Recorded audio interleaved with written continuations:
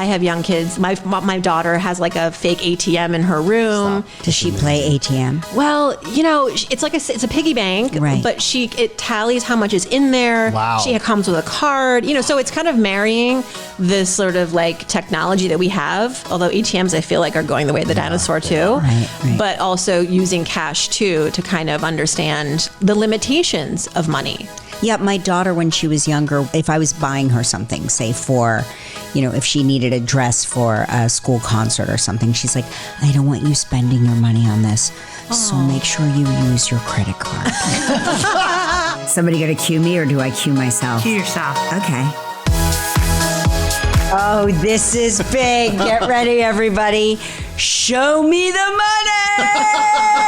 I have always wanted to say that. We are back. That's right, back with another live episode of Let's Talk Off Camera. And today we are tackling, I think this, Jan, I'm just going to say it, I think it's the most important episode we're ever going to do here. Absolutely. I am saying it. We are tackling all of your burning money questions because, let's be honest, financial literacy is a superpower that we all desperately need. I feel that I may be financially illiterate, but I'm going to figure it out today because it's not our fault, guys. We were not taught this in school. They still don't teach this in school, but we are not flying solo today because we have financial expert and host of the podcast, So Money. She is so money. Farnoosh Torabi is with us today, everybody. Okay, so if you're like us here in this here humble podcast room and you have questions on how to navigate rising university costs or how to balance expenses in the sandwich generation, if you're currently housing an adult child, say, whose college degree is not paying the rent, or how to teach your young kids about money and jobs and responsibility, call us because we have the big guns with us today. Farnoosh is here in the house. Hi, Farnoosh. Hello. Thank you so much. That was such a warm reception. I've got to tell you that I was eavesdropping before we started this podcast, and you were doling out financial wisdom. And I was just sitting there eavesdropping, and I was like... And as I was listening and agreeing with you, I was also hearing this in my ears. Because as soon as people start talking money, white noise takes over my brain. Am I alone in that? No, you are quite normal.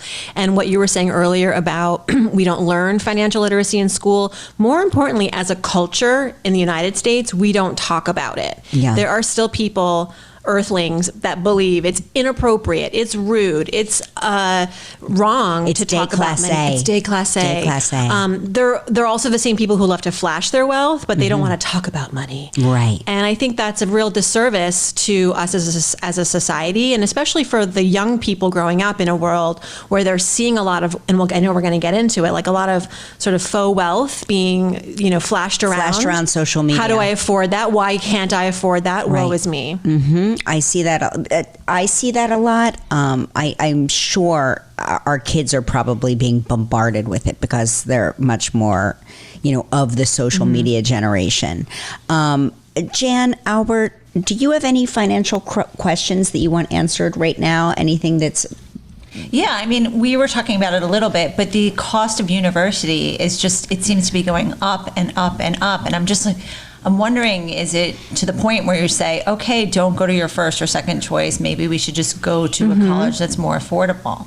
I think you should still try to reach your dream school, but it's important to be realistic. And I think, because I had that conversation when I was 18, my parents were like, okay, great that you're applying to these liberal art, Ivy Leagues or private schools, but we also need some safeties that still exists, right? Yeah. Like your safety is not too hard to reach.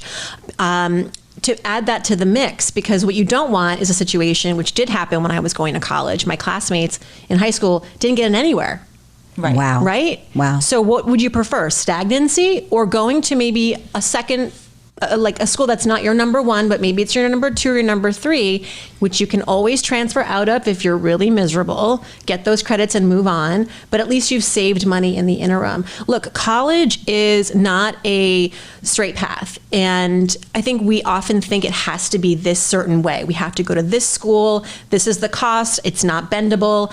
It is what it is. We feel like we have our hands tied. But the truth is, it's actually far more flexible than retirement, right? There's no FAFSA or student loan for retirement, right? It's solely on us, and those costs keep going up. But college is the sort of thing that, we get wrapped up in sort of the brand name of the school and the sort of, the dream. But at the end of the day, and I think teenagers can understand this. This is important for everyone to realize. You may never have talked to your kid about money, but now is the time. And that 17-year-old, 18-year-old can absorb this, and they will be upset, and they may not understand that they can't go to their dream school that's $100,000 a year.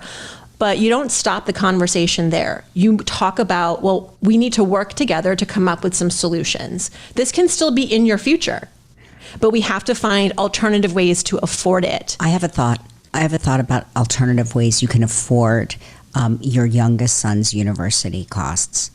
I think you let Luke, now Jan's older son, pay for sort of runs like a gambling ring. I don't know. He's like a. Are we allowed to talk about this? No, it's not illegal what he does, okay. But he knows how to. I don't even know what he knows how to do because I'm so. I'm so bad at gambling, but he understands how to, what's his app? He's got an app, for God's sakes. He does all these prop bets and stuff, and I believe it. I think that he makes a fortune. I didn't tell Joaquin because my son teaches a wrestling camp all summer, and he makes like $4 an hour. I didn't have the heart to tell him that after a day of busting his rear end all day long, that his friend Luke Weiner is making bank just lobbing bets. And he never left his house, probably. No, right. I think teens can become very resilient very quickly when posed with a challenge, but it has to be introduced to them as this is a challenge. It's not a dead end. Right. There are solutions, there are options, but we need to work together on this, and the sooner the better. You don't come up with this conversation, spring semester, senior year, when the applications are coming back. You need to manage their expectations. And what a great opportunity for them to learn about financial friction now, because look, they're going to have it when they get older, and they're able to sort of work through it now in the safety of their home with you as collaborators. It's not ideal. I don't wish this on any children, but that's the reality. And I want to give us some grace. College is it's unforgiving, these prices, right? Yeah. It's been growing 3 times, 4 times the rate of inflation, and we know inflation's been high every year. Mm-hmm. So what is a hardworking American supposed to do? I have friends who have actually saved for their daughter's university, and they're still coming up short. And they're nervous about having this conversation with her, but they know that it's got to be done. So my question, which we started to talk about a little bit before, is tax returns. I get $1,000 back on my taxes. My instinct is, I have a mortgage. I want to pay it down sooner. I'm going to put that to my mortgage. But I told you I have a 3% mortgage rate, and nobody would say to do that. They would, and why? Well, mathematically, just the math alone, you can get more on that money, that $1,000, doing other things with it, like putting it in the stock market. Even a high yield savings account, which is like 4%, 5%, you could maybe make more money just saving that money.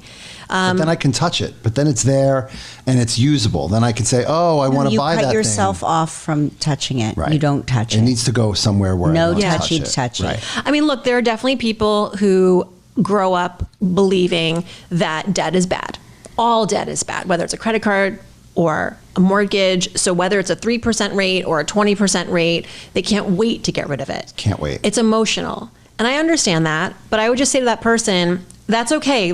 Let's look at some other areas of your financial life that might need more addressing sooner, because this is not a priority.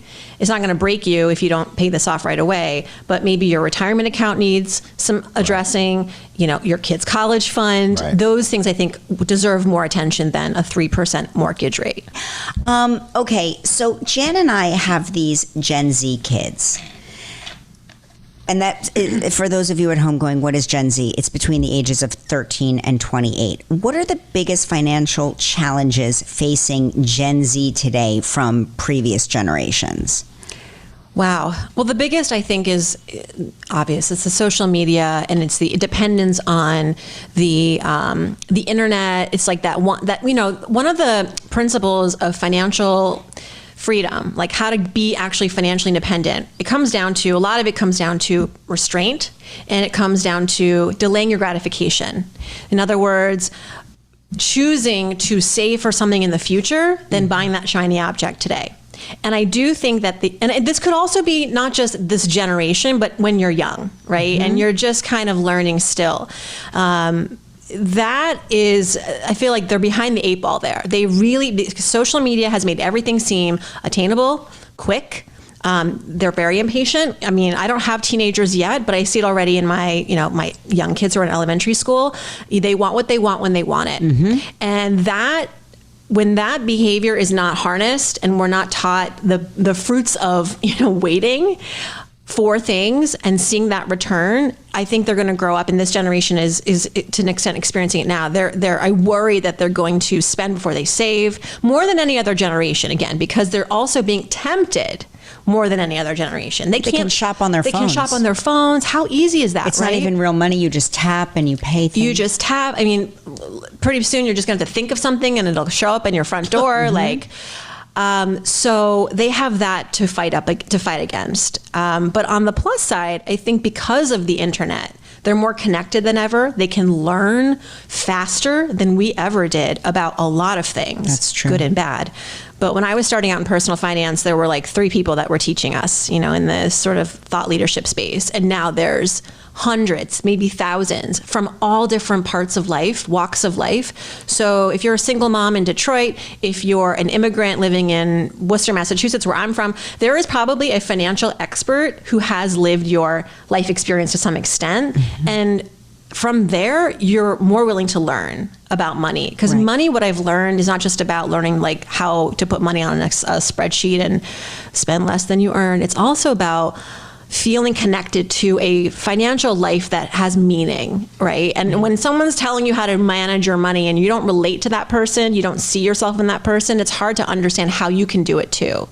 And now we live in a world where we're so connected, we're so visible, we're so transparent, that I think that's a plus for everybody, especially the younger generation. Like, if you want to learn this, you can. I mean, your son is making money on his phone. He's making bank. Yeah. He's loaded. I mean, be careful with that, but I think that is an example of the accessibility that is now than never before. Do you think cash is a good idea for kids? Where do you net so out there's on studies cash? actually that find that when you use cash versus credit, and now it's just your phone, Right. that it's more painful in a really helpful way. Wow. Parting with cash it makes you pause. You actually have to see it leaving. You suddenly think, okay, now I had 50, I had 100, now I have 50. So it makes you be more thoughtful about your purchases. I mean, you don't need maybe a study to tell you that, but they have studied that. And I know we live in a cashless society, and I love that, actually. I love to be able to sort of like transact so quickly, but I think for young people learning about money, it's a great stepping stone. Like, it's a great entryway into the world of money to sort of see it, have it be tangible.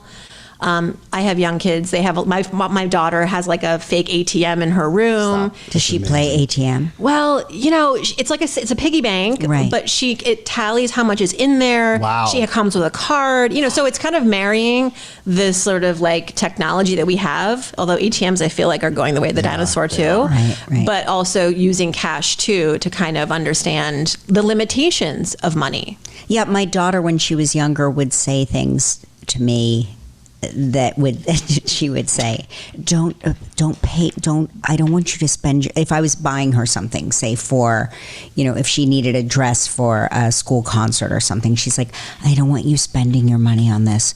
So make sure you use your credit card. Because to her, and then it's that not real. was not spending money.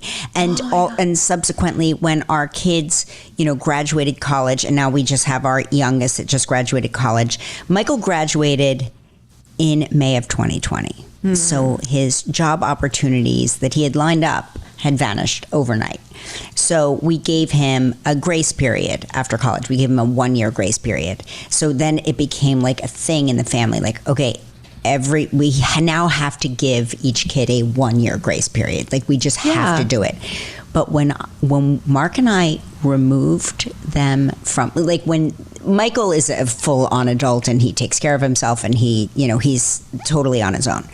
But I remember when we removed Michael and Lola from the Uber and the Uber Eats, and like when that was like when it was up to them, it was like earth-shattering.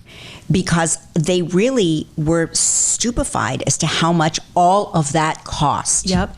Because when it's on the family plan, it seems free. Yeah. It all seems free.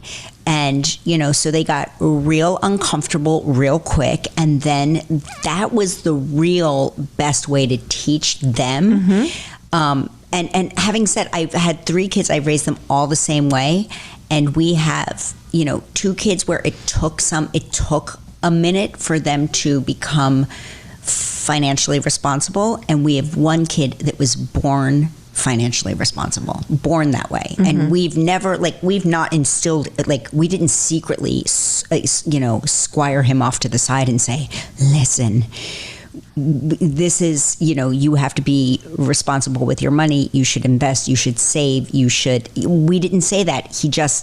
It's autonomous. Yeah. So I do believe there are people, maybe you were one of these people, I am not one of these people, where it is like second nature. Financial literacy just comes to them in a way. And I think what it comes down to is they have these innate behaviors that are that work well with managing money. So we talked about one of them already, which is delaying gratification. If you're someone who is just inherently more, you take pause, like you're not so impulsive, you have good emotional regulation. I just did an episode on my podcast about people with ADHD and what do we do, if we have ADHD or any sort of neurodivergence in managing money? Because harnessing, again, like emotional regulation is more difficult. Budgeting is really tough. So it's not impossible. Is that why I hear the noise? Is that why I hear? Hey, I mean, is that what it's? Exactly. I am not a psychiatrist, but I bet you could. You just diagnosed me. There's a lot of Farnoosh Torabi is here. I mean. No, I think that certainly there are people who arrive in the world and they just have a proclivity to, managing money. And they're the same people that are typically very organized and are very curious and are very sort of methodical about things. But that doesn't mean that it can't be taught. And for those who maybe aren't that way, hey, we live in a world, again, of technology. Lean on the automations. Yeah. Why make it hard for yourself? Right. You make some decisions once. I'm going to invest in my retirement. You make that decision once. And then you set up an automated system that keeps doing it for you over and over again. I'm going to save this amount of money every month. You make that decision once, and then it just keeps doing it for you. I remember you were on the morning show, and you were telling us about the app where the kids can invest in the stock market and then check their investments. And so we immediately told Michael about that, and he became obsessed with watching his money make money. Yeah. And sometimes lose money, but it was still it was something new other than those immediate purchases that feel good in a moment, that feel like a great thing. And it was on his phone. It was on his phone, and he could check in. It was something easy that he could really understand. And I remember that was a few years ago. Yeah, and these apps have gotten really good at gamifying things, which have their drawbacks because gamification also leads to impulsive decision making. But I think for kids learning about money, take advantage of these apps and tools. Our kids have also an app that tracks their allowance, and it comes with a debit card. And, you know, it's a teachable moment. Do we use this debit card? Once we've used it. Do they check that app a lot? Maybe a few times, right? But it's more the novelty of it, and then it creates conversation. That's important. That's more memorable than like, oh, I got this random debit card. Jan, yes? Yeah, so when you and I were on the phone, you were telling me that you're most concerned about this sandwich generation, but I don't even really understand that. Oh, I do. I know what that is. Tell us. I mean, it's when you are raising children and also caring for aging parents, Yeah. and yourself. You and You're squeezed. yourself, but you are squeezed. You're the lowest person. You're the hand between the two slices of bread, Yes. right? And so what are tips for people like that? Like, what do you do? Well, listen, it's cliche, but you know, they say on the plane, like, put your own oxygen mask on first before you support somebody else with their oxygen mask. Like, it's a hard thing to say out loud, maybe to your loved ones, especially if it's culturally expected of you to take care of your aging parents. But listen, this is the script. Mom, Dad, I love you. I want to be here for you. I need to make sure that I have my own savings first before I can start to whatever it is, like pay your bills. And I think sometimes we assume that there's so much we have to do for our parents and for our kids. It's all in our head, though. Have you actually written down what's needed? Have you actually had a conversation with your parents about what money they have saved up potentially, what Social Security income they may be already receiving, what bills that they actually have, and what are their wishes? Like, before we start to pull out our wallets, let's talk to them about what they expect and what's realistic and what's already maybe being taken care of.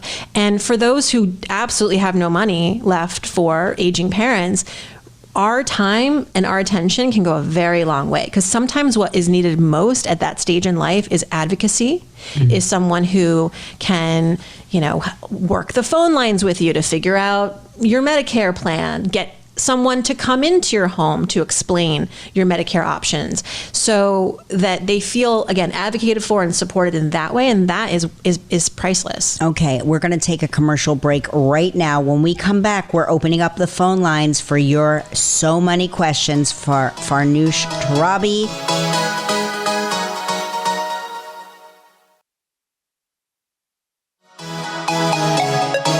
We're back with finance expert Farnoosh Torabi. You are a gem, a gem. Oh, we have a caller for you right now. Kelly in Ohio is calling.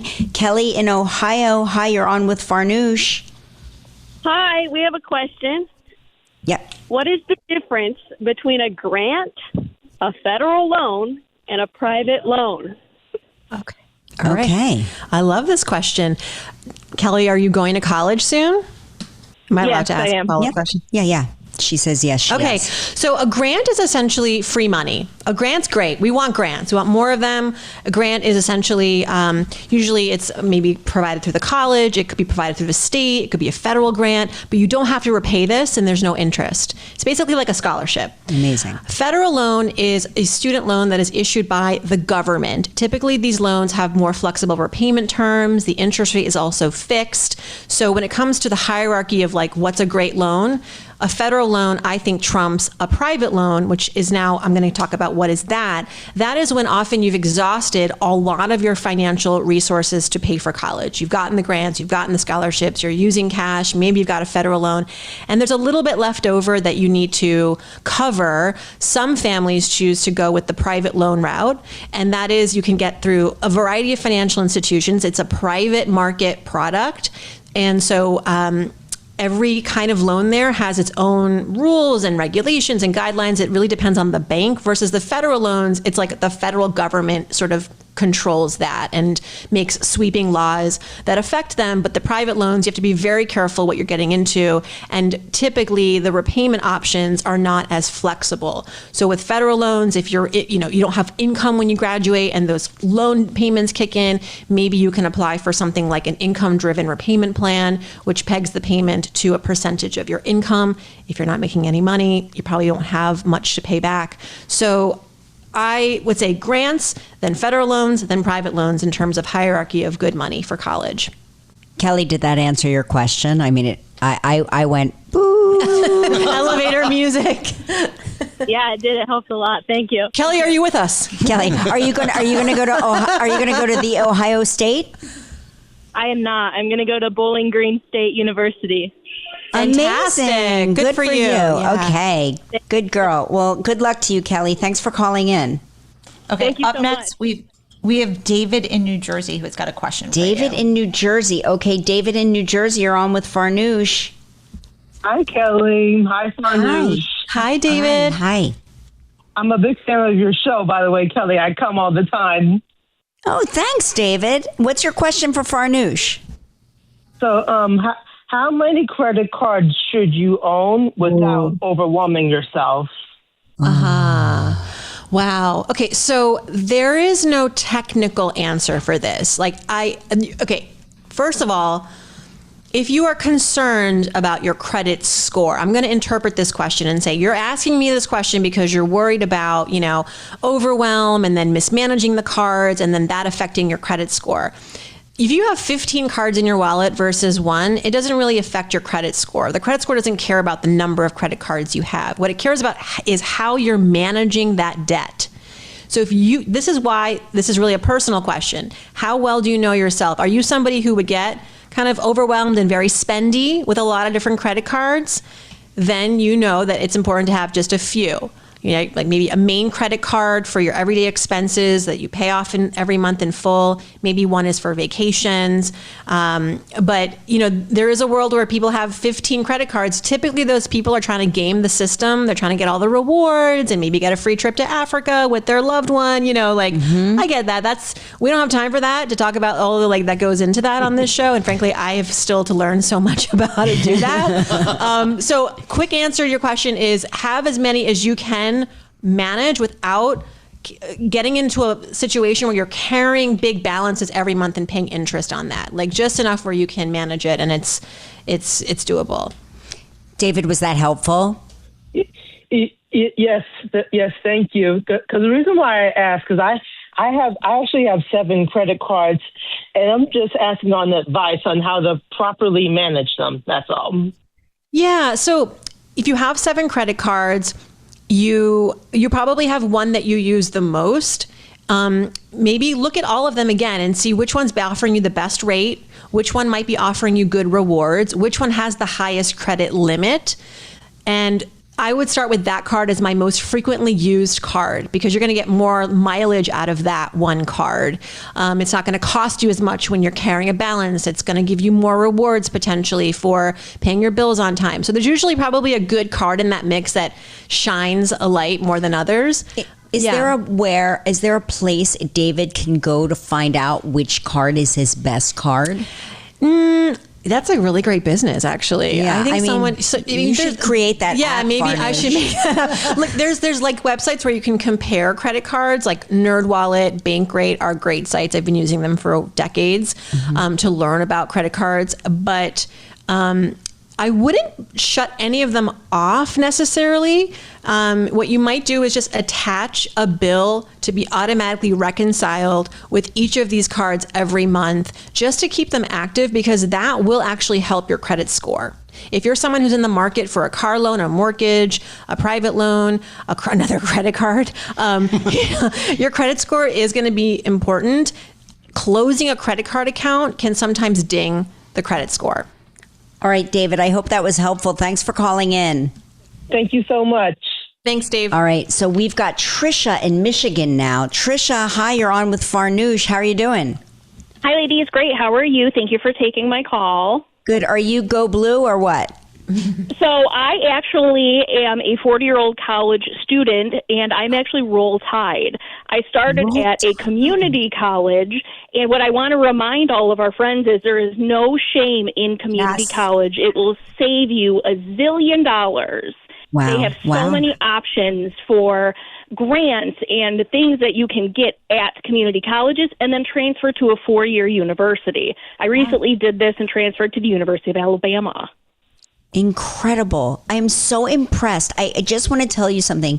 As a 54-year-old woman who is, I consider going to college all the time, and I'm so, like, I just think there's no place for me there, but hearing you has sort of like maybe reinvigorated something in me that it's possible, that it is possible, even though you're so much younger than me at this point. But anyway, that's not the point. Do you have any questions for Farnoosh?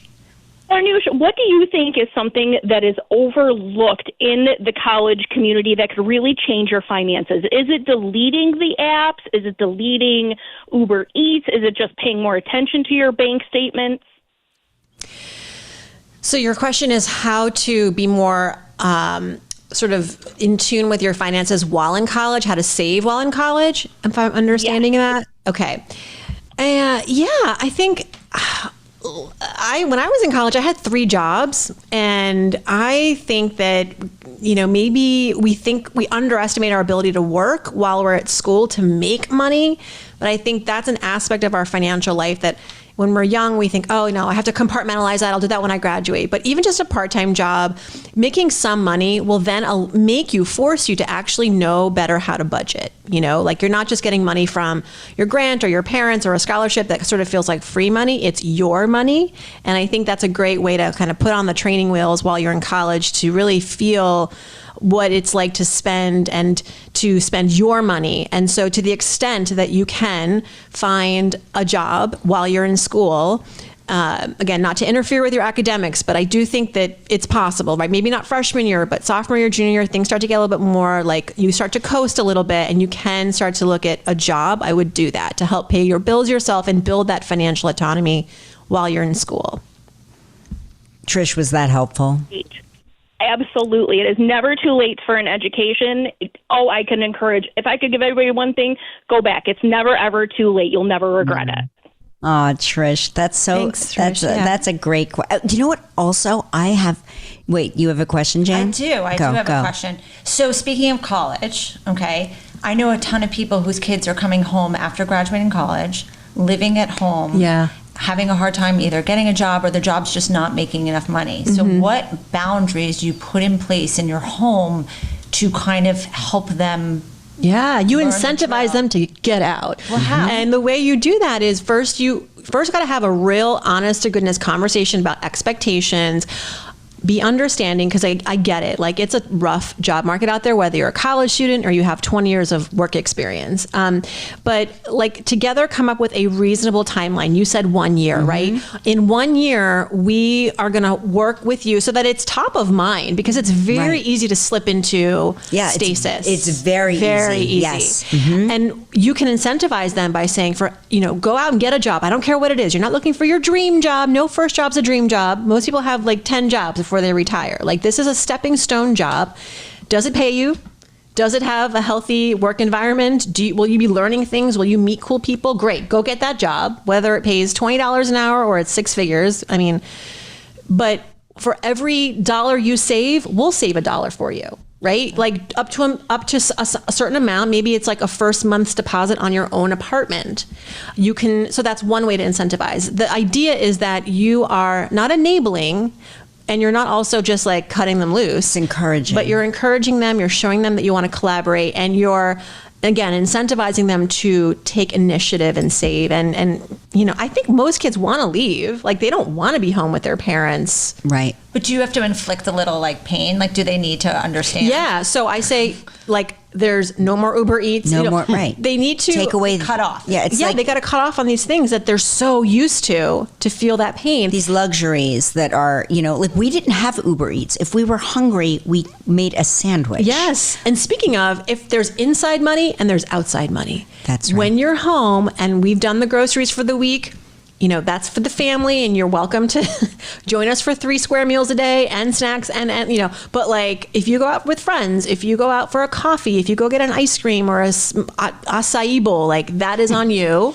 And whether it was Uber Eats or came out of your wallet, but I think that there needs to be, and early on as possible, like these boundaries of what we will cover, what you will cover, And also, what is the timeline for getting you on your own 2 feet? And how will we help you do that in a way that feels like teamwork? It's teamwork. That's very much what it is. It's like we're all on the same team. We're on team you, the child. Like when you send your kids to university, Jan, you've already armed them. You've given them an arsenal of tools. They have a lot of tools with which they can forge their own way. There's going to be a shaky period. I know, because, we've done this now 3 times. Right. But it's like, you've got to like remind them constantly, because it's very easy to like come back home and get back home. And it's like, home is where I live. Fear, use it. Yeah. My mom, when I was a sophomore in college, she called me one day. She's like, I can't believe your cousin's in $40,000 in credit card debt. My sister bailed him out. If you ever come home with credit card debt, just know we will not be bailing you out. Did you know I had credit card debt? Yes, I did. Like, I had about $5,000-$6,000 in credit card debt. I paid that off somehow. That's probably where the 3 jobs came in. Right. But healthy panic. My book is called A Healthy State of Panic. Yes, healthy state of panic. Yes. Great. Yeah, I am all for that. Oh, we have another. Oh my gosh, so many. Like I knew booking Farnoosh on this here podcast was going to be a barn burner.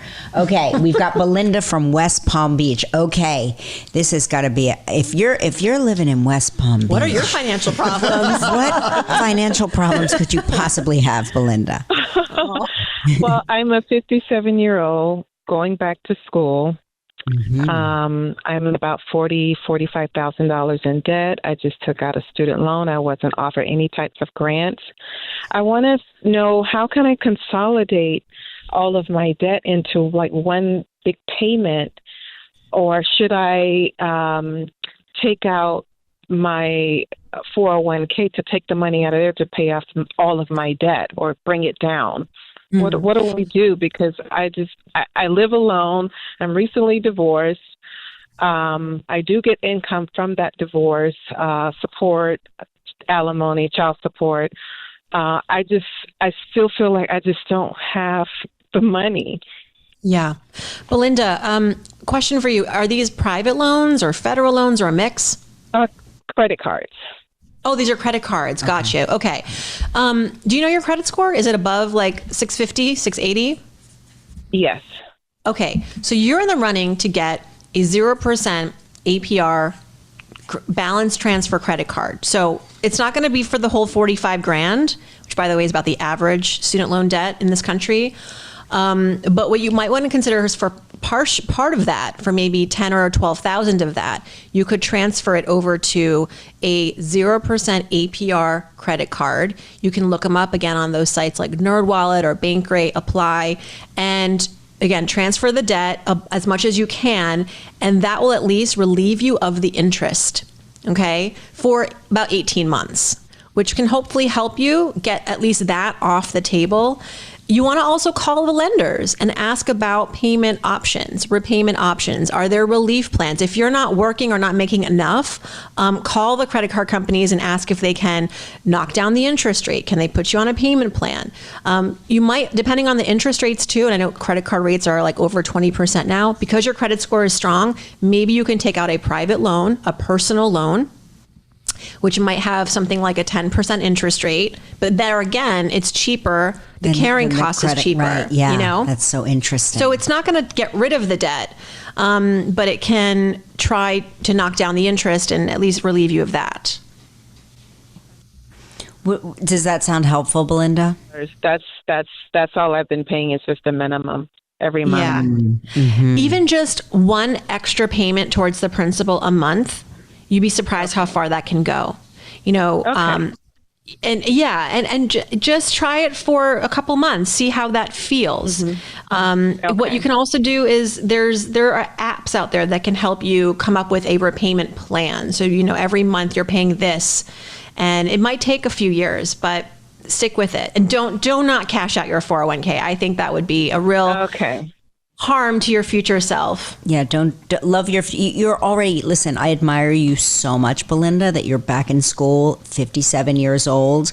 And I just think that, you know, if you can stick it out, tough it out, I think great things are around the corner, and you should not cash in your 401k because that you worked hard for that. Yes, you worked hard for that. Is that like the golden rule? You don't touch your 401k? Like, I mean, you really try, because here's the thing: there are early penalty withdrawals. Early withdrawal penalties, which can decimate. Like you might say, okay, well, I have $50,000 in my 401k, but by the time you cash it out, it's really like $30,000 because you pay taxes and a penalty. And yeah, you can take out a loan sometimes, but it's usually tricky because if you get laid off from that job, you owe that money back right away, like very quickly. Whereas, maybe you're on a 5-year plan. So there can, right now with the job market, it's not like a guaranteed time to do that. Belinda, thanks so much for your call.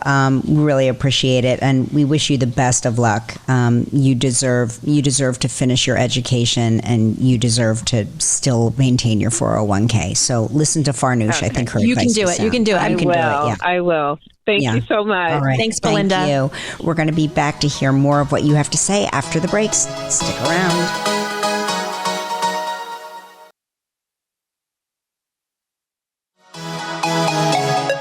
Guys, we are back with Farnoosh Torabi, who is giving us so much good intel in the world of finance and financial literacy, et cetera, et cetera.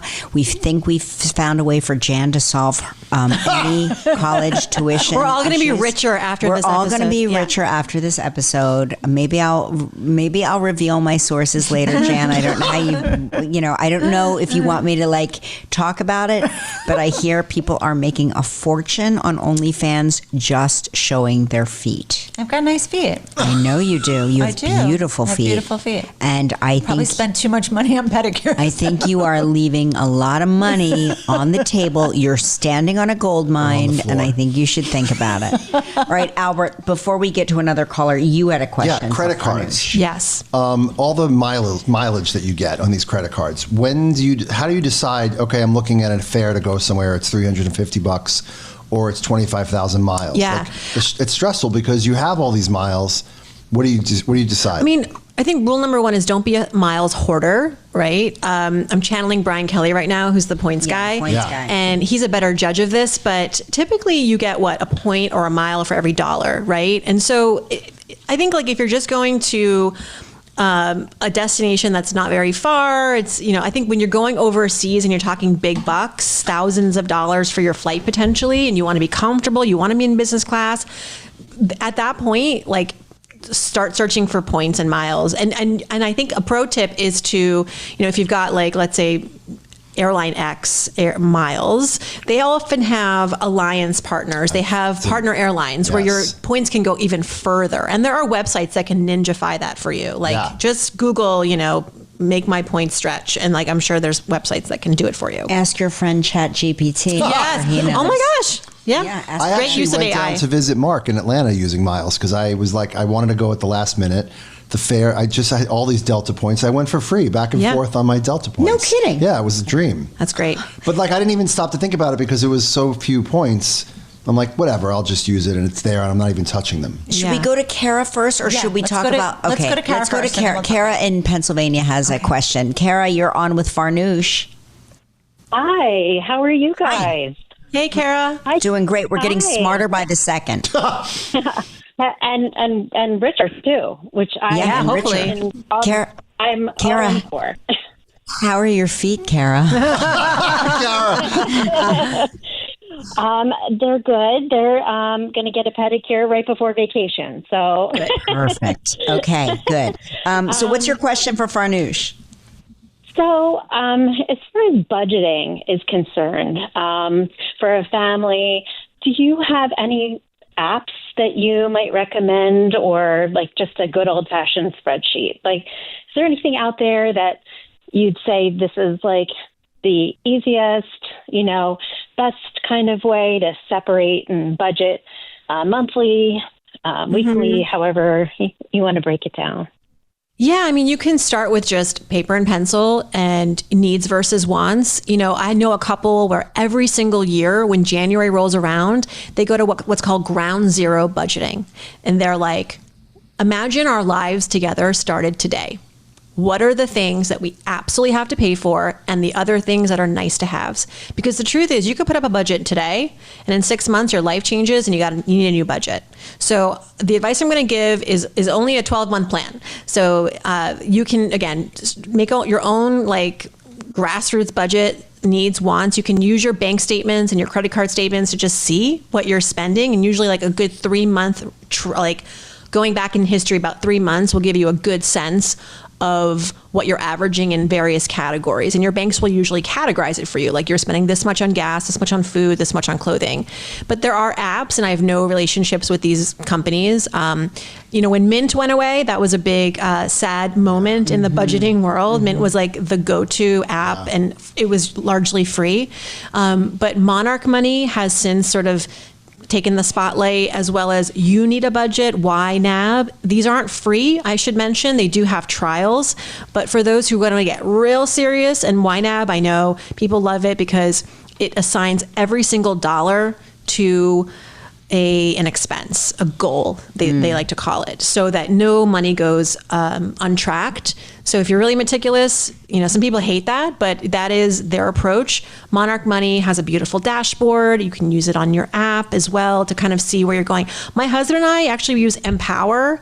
It's not a budgeting tool. It's a free app that just shows you like the breakdown of your liabilities, your assets, your savings, your investments. And at the very top, it shows your net worth. So when we're having like a panic moment or the stock market's had a bad day, you can go in there and go, okay, things are still like the house isn't actually on fire, or you can at least see when things reconcile too. So that could be a good stepping stone. It's not going to help you budget, but it can help you see everything. And that might provide some clarity. Why did Mint go away? It's a good question. I don't know. That's a question for their executives. They were purchased by Intuit, which owns like TurboTax, and I think they got absorbed, and I don't know. That's a shame. Yeah. All right, Kara, thanks for calling in. Thank you. Thanks, Kara. We have Darcy in Ohio now. Ohio making a play for today. Yeah, Darcy, hi. You're on with Farnoosh. Hi. Hi. I have a question about medical bills. With some of our facilities around here, they no longer will accept minimum payments that are, what you can afford to pay. They won't let you make payments unless you can make a minimum payment by their standards. So what do you do? Do you let it go to collections? Do you dig into savings to pay it off before that happens? Well, I just want to say to everybody that there's a new law that passed that if you have medical debt of, I think, $500 or less, and you can't pay it, that's their loss, not yours. It's not going to hurt your credit. They can't go into collections for it. That's one nice relief that they've given all Americans. I think in your case, you might want to speak with a medical advocate. They are out there where they can work with you. They'll make the phone calls. They'll work with your insurance company as well as the medical provider to come up with a payment plan. It might just mean finding the right person to speak with who can come up with something, a creative plan for you. And just a note of caution with these, what is it? She said, these companies that call you the collections. Thank you. Yeah. They have to follow by rules. They can't, call you all the time. They can't call you after hours. They can't bother you. So if you get bothered, you can actually do something about that. You can complain and you can make it stop. But it's one of those things where medical debt leads to a lot of bankruptcy in this country. It's a huge problem, and we're not going to solve it on it's this shame podcast, of this but country. It is. Because everybody deserves medical care. Absolutely. So, I would just say lean on some of the advocates. It's time consuming too. That's the other thing, getting on the phone and trying to state your case and all of that. A lot of medical bills are also wrong. Erroneous. That's right. So just, again, putting out these things, because I think sometimes we get these bills and we get so scared, but usually that first bill is not actually a bill. It's just to inform you of what we're trying to work out with your insurance company. It's a suggestion. Suggestion box. Darcy, I hope that was helpful. And do you know, Farnoosh, do you know of any specific off the top of your head medical advocacy programs? No, not right now off the top of my head, but you can use the internet to search for that, and just check their Better Business Bureau rating. Yeah. And usually the nonprofit ones are good. And also Consumer Reports has probably a good list. Darcy, thanks so much for the call. I hope it all works out for you. Great. Thanks so much. Thank you. Farnoosh, I got to tell you, God, this is epic. This was epic. Will you please come back and do this again? Absolutely. I mean, so many more questions. I know that you can also, by the way, dear listeners, you can also listen to Farnoosh's podcast, So Money, where she covers all things medical, financial, Life, parenting, career, financial literacy, which I think maybe I got a little bit more literate today. I mean, We're more fluent. More fluent. I did definitely hear the boo sound a couple of times, but then I came back. I came back in and I engaged the more. blue line. Yes. That was really fun. Thank you so much. You're welcome. Really appreciate I love Kelly Ripa podcast voice. Oh, you do? I do. Oh, I was listening thanks. to it on the way here. I Yeah. was like, this is amazing. Yeah, I don't know what it is. I think I'm more relaxed when I'm not wearing a bra. Me too. You too, Albert. Thank you all so much for joining us today, and be sure to check out the So Many podcast. We'll talk to you all off camera next week. Bye, everybody. Let's Talk Off Camera with Kelly Ripa is a production of Melojo Productions. From Melojo, our team is Kelly Ripa, Mark Consuelos, Albert Bianchini, Jan Chalet, Seth Bronquist, Ross Therian, Devin Schneider, Michael Halprin, Julia Dash, and Team Radio Andy, Lisa Mantaneo, Scott Marlowe, Jake Getz.